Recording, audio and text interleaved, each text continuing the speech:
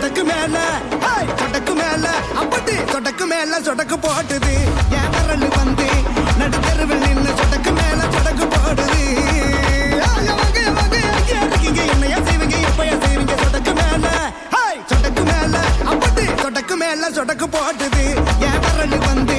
நடுத்தருவில் நின்று சொடக்கு மேல சொடக்கு போடுது